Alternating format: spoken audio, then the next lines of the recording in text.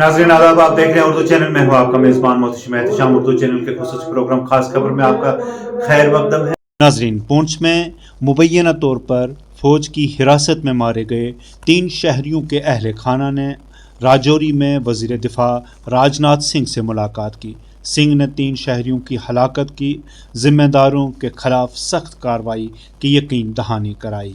इस दौरान सिंह ने ज़रा अबलाग के नुमाइंदगान के साथ भी बात की। क्या था उनका कहना, दिखाते हैं आपको एक रिपोर्ट।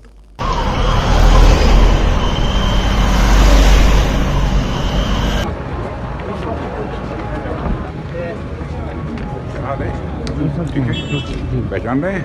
जी आए थे देख लें, जो कुछ भी हुआ सो हुआ, अब लेकिन होगा, इंसाफ होगा मुझे। ठीक है।